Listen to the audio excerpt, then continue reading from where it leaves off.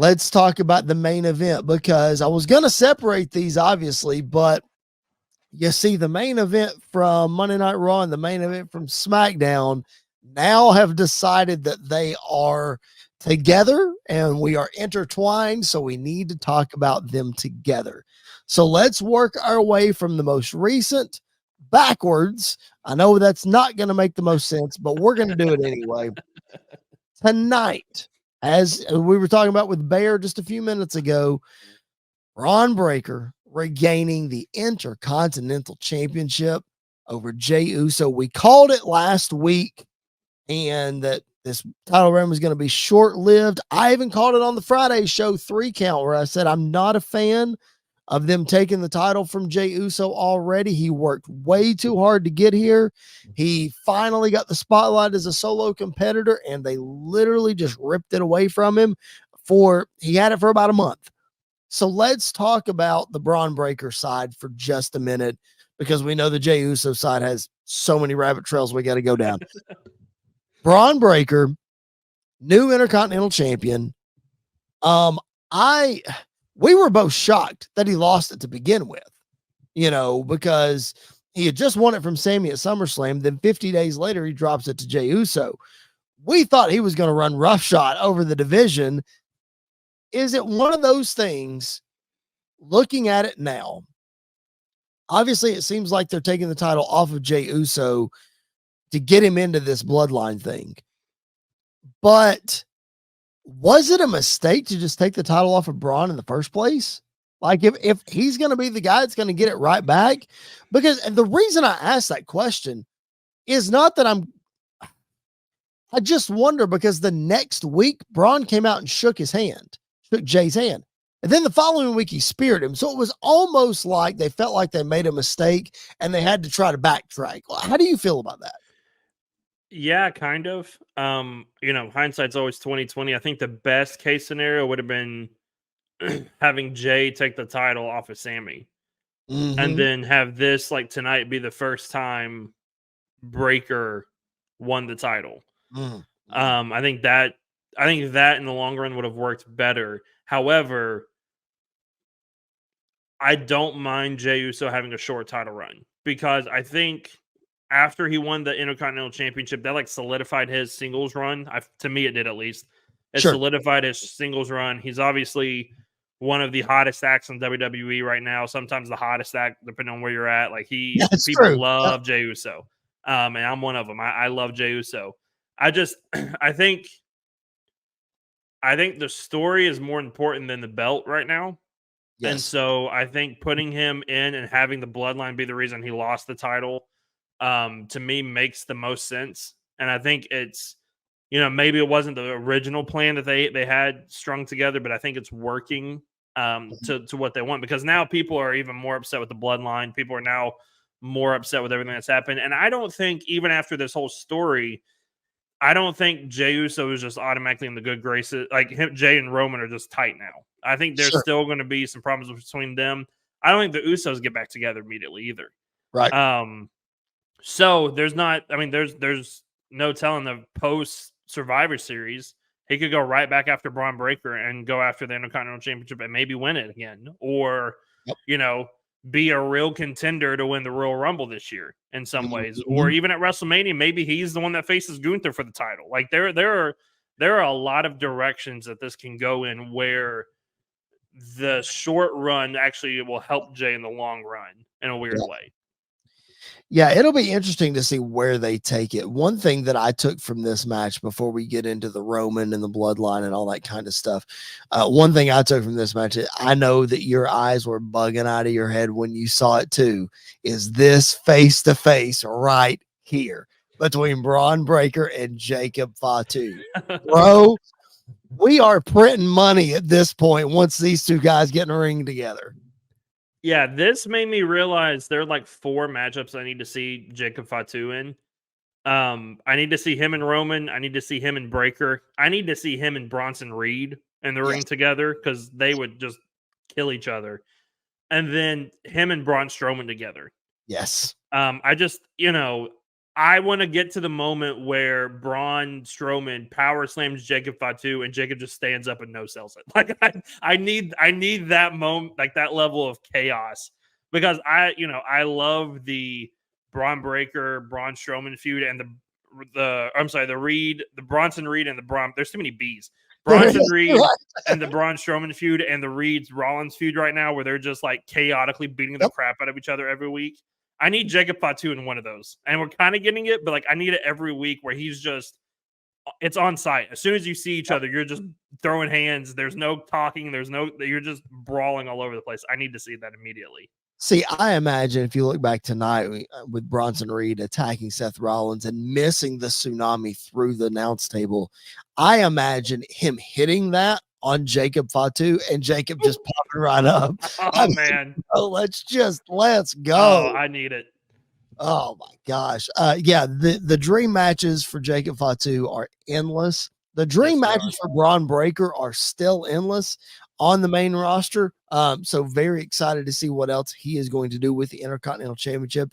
Again, let's backtrack. The reason that the Bloodline got involved tonight is this past Friday on SmackDown, Solo Sikoa and the Bloodline were in the ring. They were cutting a promo about Roman Reigns and Jey Uso and blah, blah, blah. And lo and behold, Jey Uso's music is the one that hit. Bro, what a pop that he got. I stood up. I was sitting on the bed in the hotel room in Florida watching this on a work trip this weekend. And his music hit. I stood up. I was like, oh my gosh, what is going on? What is he going to do? Dude, oh man. Yeah, I popped for a moment. It took me a minute though, because when it hit, I was like, "Oh yeah, Jimmy." Because when it come out, oh wait, no, that's Jay. Like that, it threw me for a loop for a second. Yeah, the pop that he got was massive. The whole interaction was just amazing. Of Jay just trying to talk to his little brother. The little brother's like, "I'm not your little brother anymore. I'm your tribal chief." And then him being like, "Why'd you go get them? Like we avoided them for a reason." And then he got in Jacob Fatu's face, and I'm like, yeah, I want to see Jey Uso versus Jacob Fatu as well. Like, I want to see those two guys go at it. So yeah, I was excited for the potential of where this is going, and now seeing where this is going, I am on the train. I'm ready for this Survivor Series match, whatever it looks like, whether it's 4-on-4, 5-on-5. I am hook, line, and sinker. I'm ready for it. Yeah, I think the point that you made just a few minutes ago about how this Survivor Series could be a one-off for Jay, and he could easily go back to doing his single stuff. This promo on SmackDown proved that, because he got in the ring and he put the Bloodline in their place by himself. Yeah. And the people were totally behind it. It was totally believable the way that he was able to take command of that promo and to stand on his own. You know, it just, Andy, it baffles my mind, the fact that we can look back at so many individual moments over the last 4 years, and we look back at Roman Reigns as the catalyst for making these moments. And that includes the superstar that Jey Uso is. Like, I know Jay's charismatic. I know he's great on the mic. He's certainly great in the ring. But the fact that Roman gave them the opportunity and I guess sort of shared the spotlight with them, took the extra year, beating Cody at WrestleMania 39, good decision or bad, and took that year, and Jey Uso is the guy that pinned Roman. And now look at Jay. It's awesome to see, man. Yeah, I mean, there's no denying that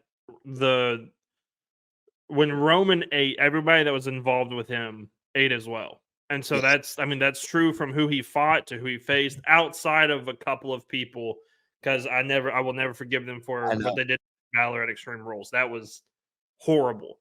But outside of like those little moments, everybody that got involved with the Bloodline, I mean, they got better. You look at Kevin Owens, you look at Sami Zayn, you look at Cody Rhodes, you look at Seth, even from the Rumble 2020? 22, yeah. You look at that, like you get that moment of just people who were in the ring with Roman and it elevated them. you can say it for Jey because Jey shot through the roof more than Jimmy did. But if you look at Jimmy Uso from where he was when this whole thing started to where he is now, like he's actually a person now on TV. Like and I don't mean that in a bad way, but like for the first couple of years, it was just like, yeah, there's Jimmy and blah, blah, whatever. Now he's like a massive piece to this whole thing. And so I'm looking forward to when they're getting back together. I'm looking forward to that first moment when they're in the ring together and they just hash this out like the Shield did back in the day. Like let's just hash this out. Let's just go at it. Let's talk about it. I'm looking forward to that moment a lot. Yeah, you mentioned Jimmy. I thought it was so funny. One of the things that I wrote down is Jimmy is acting like his old goofy self backstage. Like when he and Roman were sitting in the locker room and the camera slowly pans over and Jimmy's just sitting there and Roman like jumps and is scared. I was like, oh, that's classic Jimmy. It's so good. Yeah. Oh man, I miss that so much. Speaking of that, all right. So Roman and Jimmy were not in the building with this interaction that we just mentioned with Jey in the ring with the Bloodline. Roman and Jimmy arrive. Who do they bump into in the parking lot? Oh man, you could cut the tension with a knife when this moment happened on camera. Again, I popped big time when this moment happened. I literally was so nervous. I didn't know what was going to happen, man. They are telling this story so beautifully. Yeah, they really are. And, you know, the moment that got me was when Jey went to walk away and Roman pulled him back and said, I just want you to know I'm proud of you. Like that to me is what the character Jey has been looking for a while, is Roman acknowledging Jey as this single star that since he broke out. But he's still hurt by everything that's happened with Roman and everything that's going on. So yeah, that whole backstage moment, I'm glad we got like a little subtle hint of it. To me though, I would have much rather not had this moment and just had the one-on-one Roman in the ring and Jey unexpectedly shows up and confronts him face to face and they hash it out in the middle of the ring. But this moment in passing it was special. It was really cool to see it. And then when they walk away, Jimmy's just there like, man, we were close. Like we almost had it. We followed Roman. It was the whole thing was just great. It was so good. And then later on in the night, Roman and Jimmy again for the second week in a row get beaten down. No Jey Uso to save them. He said he wasn't going to. I half expected Jimmy's music to hit tonight on Monday Night Raw.